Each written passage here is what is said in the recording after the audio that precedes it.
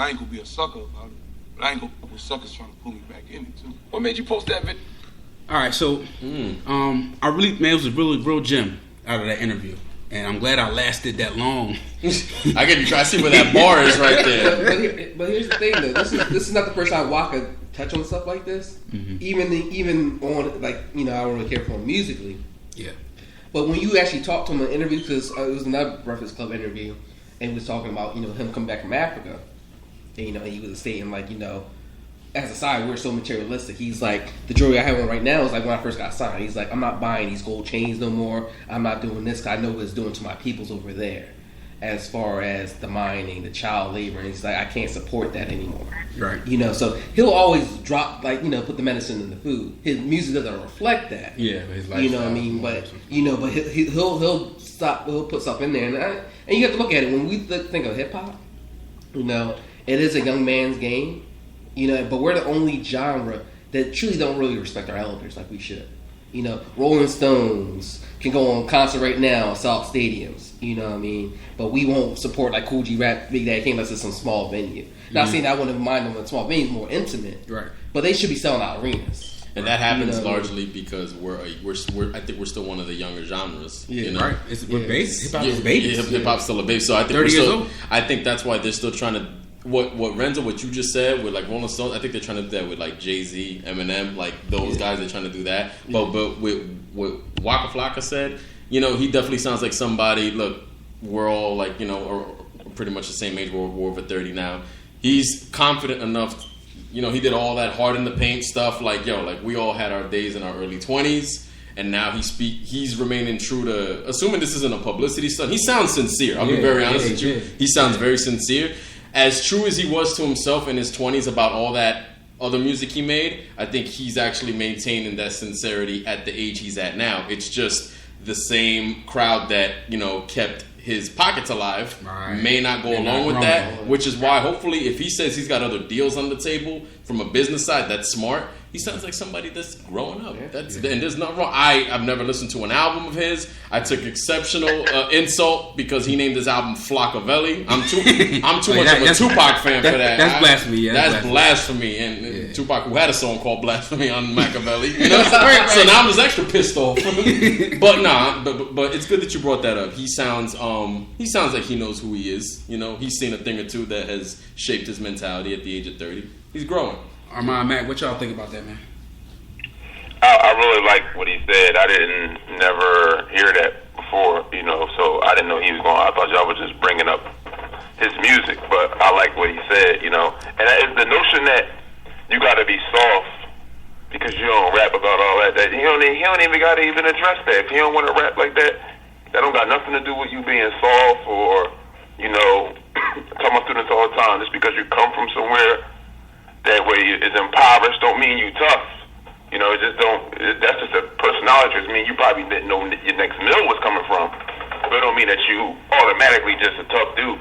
So you being a man is like what he just said. Just changing his space that he in. Because I feel like I'm in a different space every single year. I feel like I'm just getting better and growing. But it don't have nothing to do with being tough or nothing. Just like certain stuff that I probably would respond to when I was 25. I'd probably be like, I don't even care about that stuff. It's not even really a conversation anymore. So I don't even think he got to give that disclaimer that he being soft. Because at the end of the day, you're a man and you move the best way you see fit for yourself and your family. So I agree with him. Yeah, when I heard it, like I said, I stuck around that long, man, and I got rewarded, right? I'm like, come on, Waka, give me something, y'all. And then when he said that, I was like, man, this is great. We got to talk about this on the podcast. And because a lot of them, I see it like a lot of them are. It is like a minstrel show. Like when you think about it, like the way guys be, and I don't follow none of them guys on Twitter or Facebook or Instagram, but I see it sometimes. You come across it, and the way they just be talking about, their money and all that stuff. Like I understand why Floyd Mayweather do it because it's just a part of him. But when there's too many people doing it, it's like this is cool. Like who cares? At the end of the day, I don't. I be going on some of my friends' Instagrams. Like I went to Cheltenham, Adams. It's like they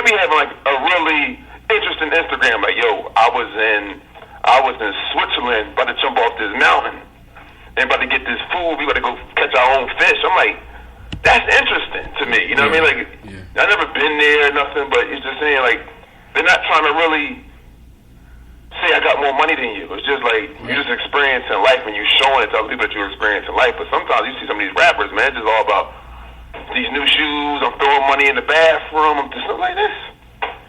That's like that's corny. To me, it's like a follower anyway. Mac, what's your stance on that, man? I mean, I watched the Walker interview, and Okay. This wasn't the first interview. He was, talking some knowledge. The last interview, he actually was, on a brighter path, from his dark music that he was putting out in the culture. But I think he does EDM now, so he got to explore, other parts of the world. Mm-hmm. And understanding, how America is from the outside point of view, probably change his mindset. But I know, that's basically what I wanted to say about that. And with the rappers and showing off, I don't understand why they do that. I mean, some of them look like they trying to impress girls and dudes. And that's just not a good look. It's not a good look. He's a dude.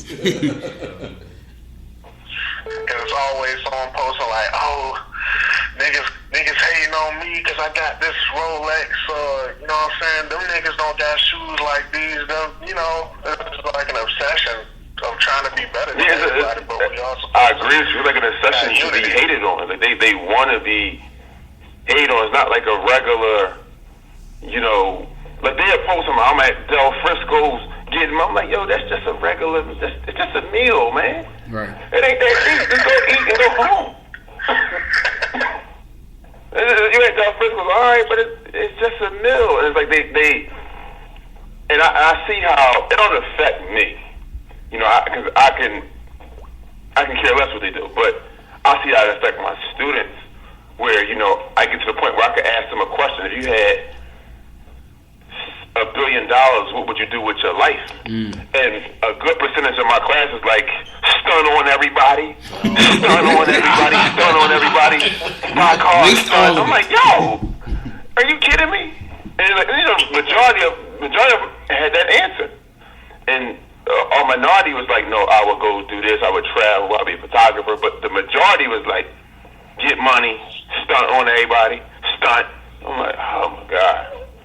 So they don't know how their image is influencing a lot of younger people, Yeah, I thought that interview was great, and I think it takes people like him to say that stuff. You know what I mean? 10 years before him, Jay-Z did it. With telling everybody, listen, man, you got to get on your grown man. But I think right now, Jay's in a different stratosphere. Like Waka can reach younger people. So now, I gotta pose this question to y'all. Yeah. Like, Brandon, I'm gonna pose what you text me. Mm-hmm. Do you think that the rappers, I don't think so from my perspective. But you think they got a responsibility to, no, when they rhyming, no. Do they gotta be like enlightening people? Because Brandon sent me that text and it said Jay-Z was like, lyrically I want to rap like Common Sense, but I sold 5 mil. I ain't rap like Common Sense. So he's basically saying like, yo, I don't care about that. I'm trying to make the money, and I kind of agree with him though. Like, I don't know. I kind of agree that he could drop jewels and stuff in his music, but I feel like it'll go over everybody's head. You know what I'm saying? So I'm thinking like I'm like in the middle. Well, I want to hear that science. I want to hear that intelligent rap, but the masses probably don't. So I understand why he go the other route. I'm gonna say I'll go first, and you see, it depending what brand you're talking to, right? Because if you're talking to me 10 years ago, I'm gonna be like, yo, man, nah, like Jay need to be, more informative, letting us know, But to me, I'm gonna say no to your question because if it's not in you, then don't even bother. You know what I mean? Don't even bother because if we don't need perpetrators, you know what I mean, and we don't need someone that's not really informative. Just because you have a platform doesn't mean you have to give us any information if you're not informed. You know, so if it's not in you, Talib, Common, Mos Def, it was obviously in these guys to send that message. Obviously, you know, and they were already informed. So those brothers that have the information, and then you fronting and you sitting back and watching this shit happen, those are the guys that I'm saying, yo, what are you doing? You know, up your game up. But if you're not even cut from that cloth, then go ahead, man. You know what I mean? I'm not going to put a barrier on you. Well, I almost look at it like, and it's funny you mentioned that. I almost look at it with Jordan's situation. So you have Jordan, you know, who comes out and say, okay, I'm going to give $1 million to the NAACP Defense Fund and that police organization to fix the ties in the community. But where were you 30 years ago? So it's almost like, I almost look at Jay in the sense that he had opportunity, but he saw dollar signs. Because Jay knew the knowledge, so it's not like Jay was on 5% from the gate. He knew. So he had the medallion. Yeah, exactly. So I mean, Jay had always been God body. So that's not. But he was saying this is going to make me money. Same thing with Jordan. You had a situation where I think there was that one senator in North Carolina who was running at the time against. They say, you know, the guy might have been racist, not sure. But they asked Jordan, will you support him? And his response was, Republicans wear sneakers too. Meaning that why am I going to mess up my money? You know, and I look at it almost like Jay, like I could do that, but that's not going to sell me no money, right. You know. And now Jay's at a higher platform. Now he's going to say, I'm going to drop these jewels now. I already made my money now. That's how I look at Jordan. I already made my money now, so now I'll speak on it. But it would have been more powerful if he did it beforehand. Same thing with Jay. Like, you dropping jewels now, but you should have been dropping these jewels more so. Maybe mid-90s, maybe more early 2000s before you said, I'm going to be on my more mature, grown man stuff. For people that we were growing up to, that would have been more influential for us.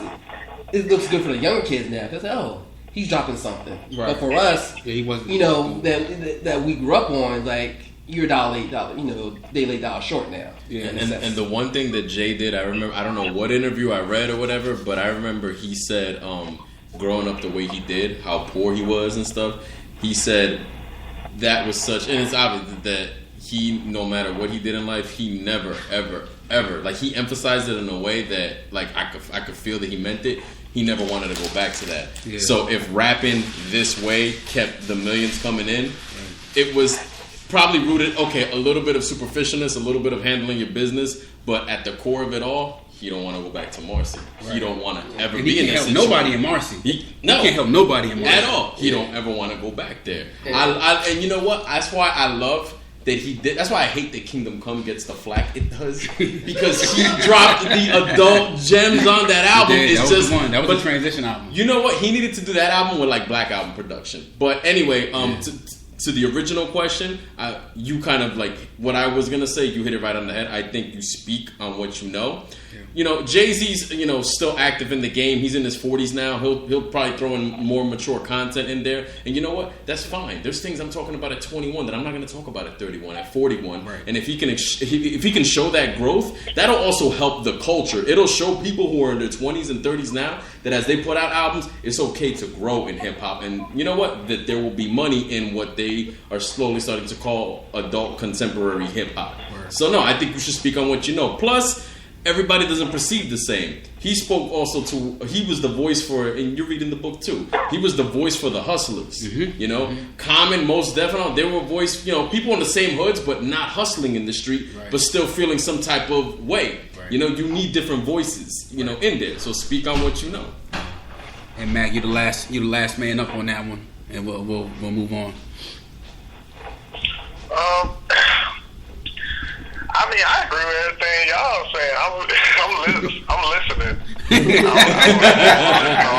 this topic. He's like, listen to my lyrics, y'all. Y'all already know what I'm on. And I agree with. I would do the same thing if I was Jay. Though, if I was rapping, I would be just rapping. I'd be giving people what they want, because I look at it like, I remember I saw what you posted on Facebook yesterday, Zoe, about the Hillary Clinton speech. Like, I watched like half of it, and I study politics, so I was like picking through her speech. I'm like, yo, this not true. Like, this is like, it was a lot of falsehoods in it. But the people were like going crazy online. They were going crazy.